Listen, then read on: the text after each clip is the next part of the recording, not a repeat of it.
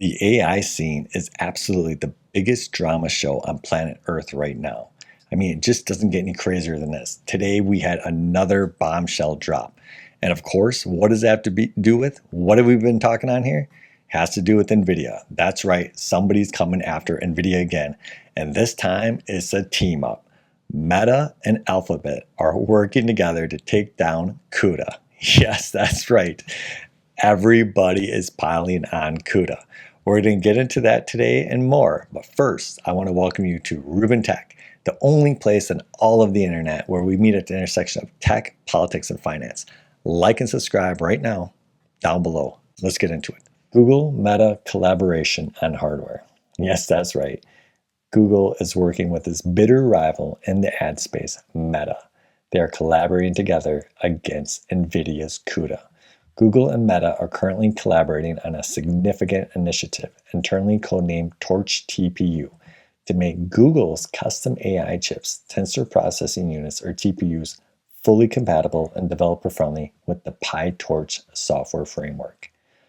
This is huge news, and there's so much in this statement, I'm going to have to break it down on multiple levels. The first thing we have to talk about is Ironwood, the first Google TPU for the age of inference.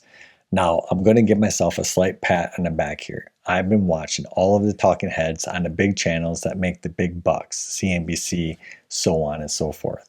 And I sit there and I smile quietly as they are telling you all the things I told you 9 months ago. Literally, they're just repeating what I told you.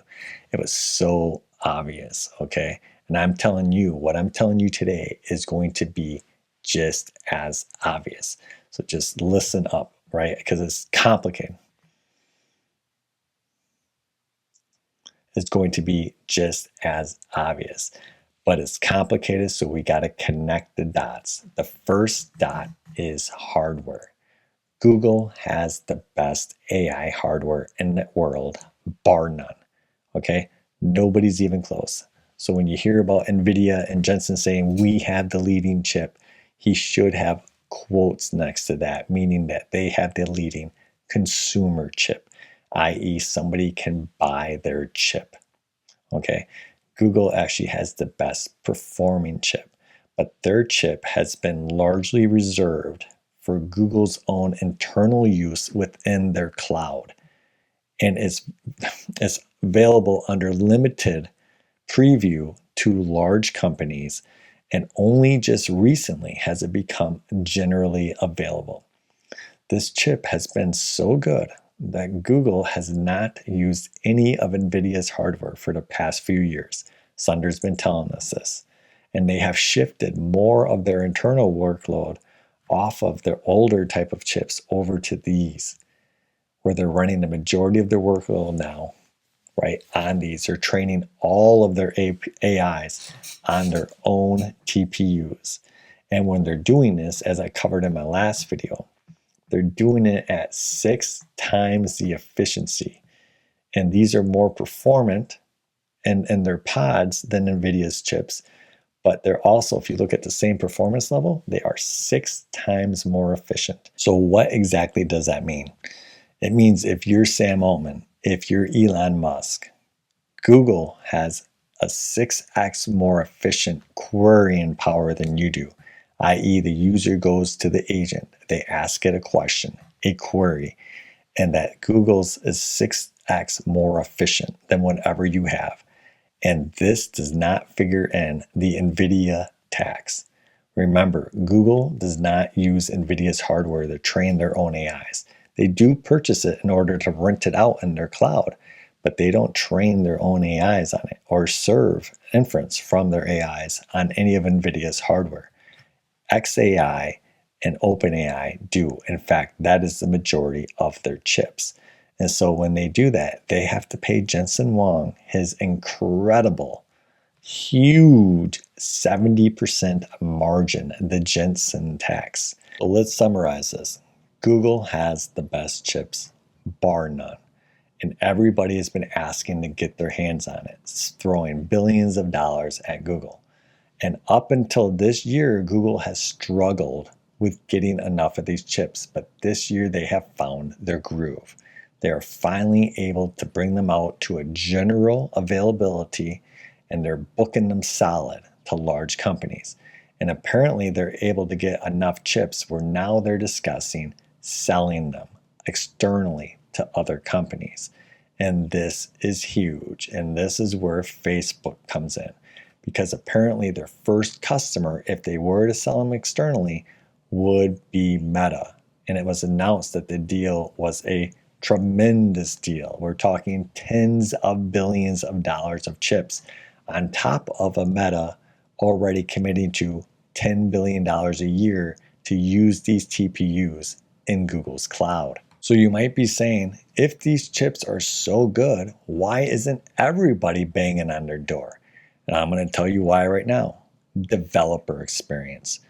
Google has often struggled. I do want to give them credit that over the last 5-6 years, they have been becoming a lot better.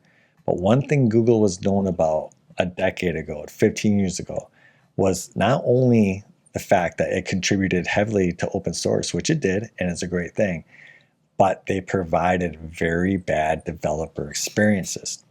In fact, it was kind of like you had to have a PhD to work with anything, because they just didn't provide enough documentation. They didn't provide enough bug fixing. There'd be a lot of quirks.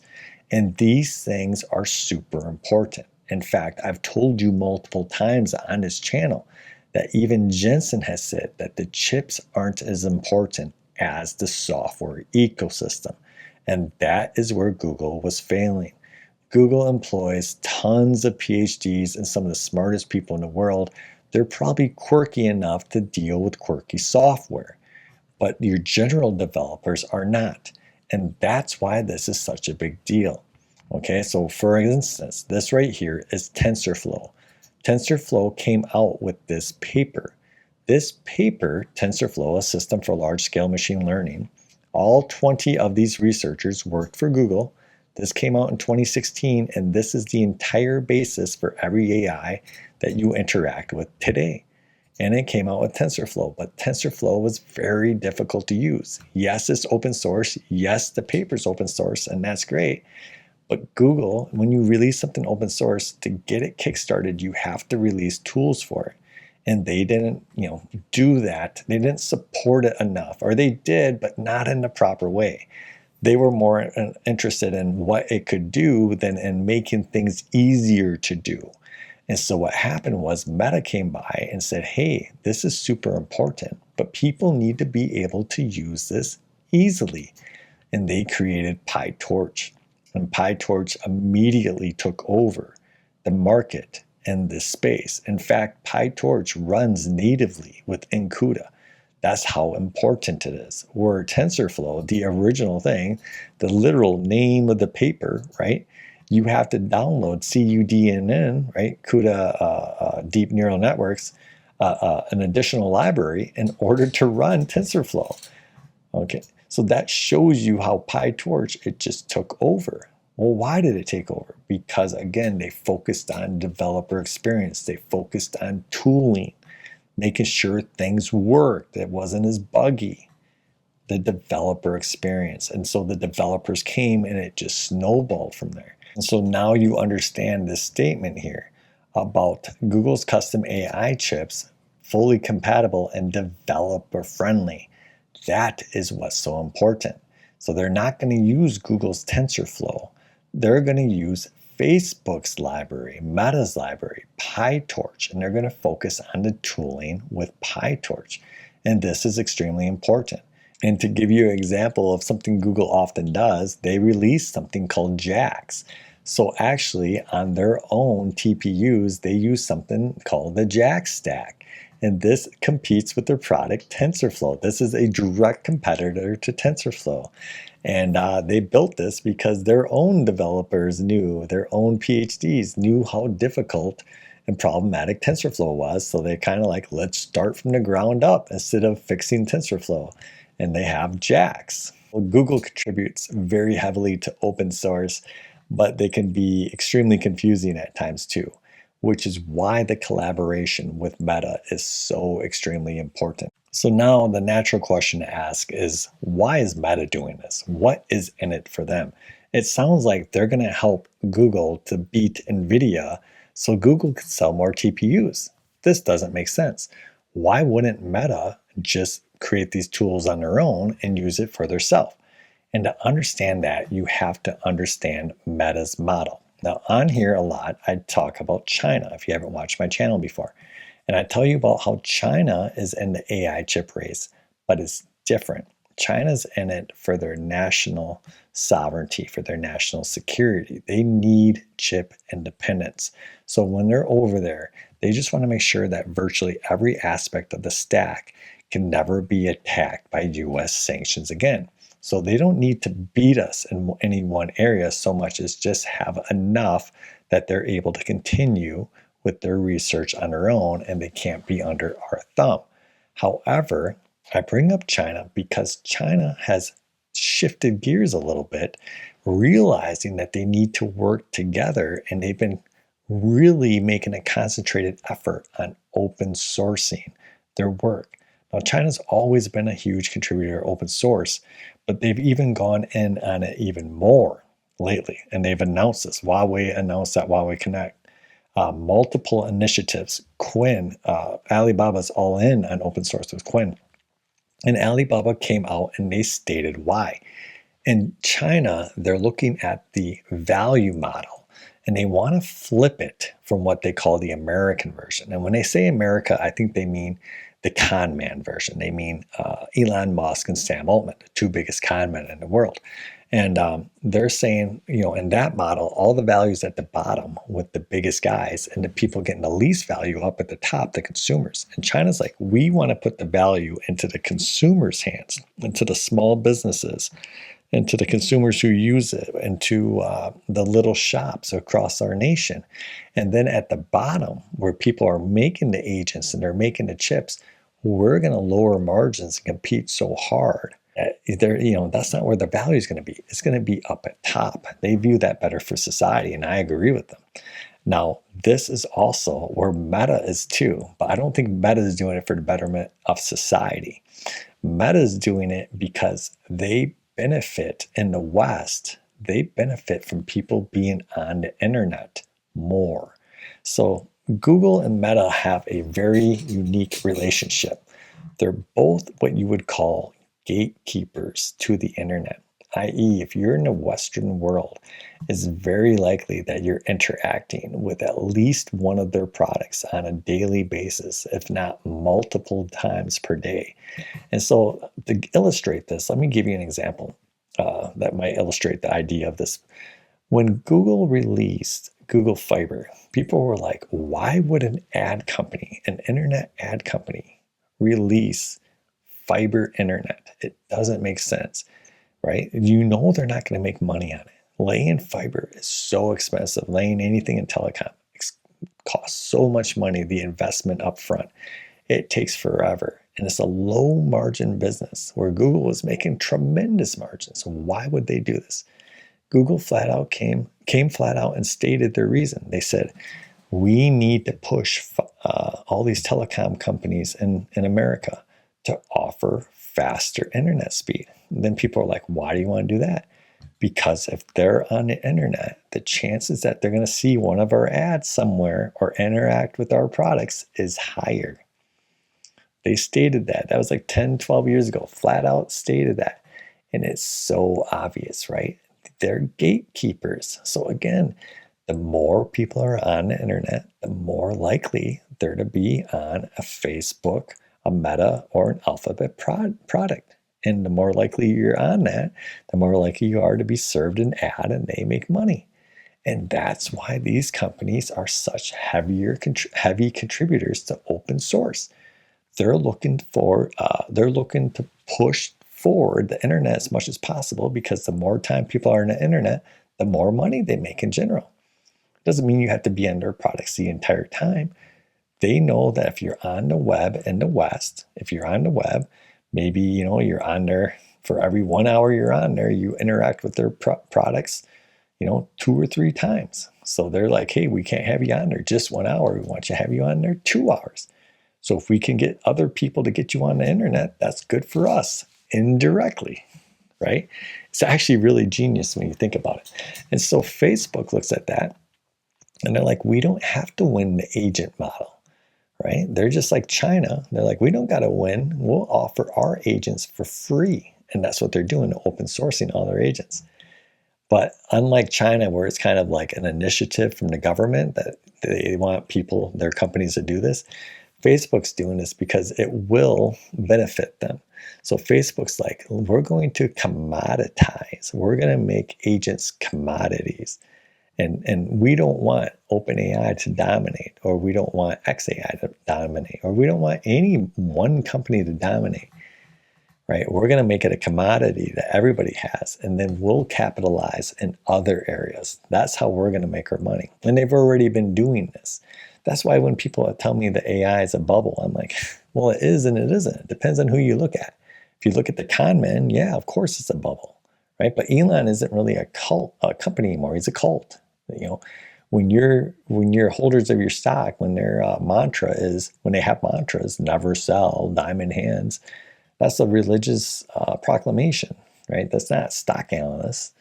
So they're a cult. So, I mean, are cults bubbles? I don't know. Things have changed, but what I do know is that Meta, Microsoft, Amazon, Google, these aren't bubble companies. These are companies that make tons of revenue.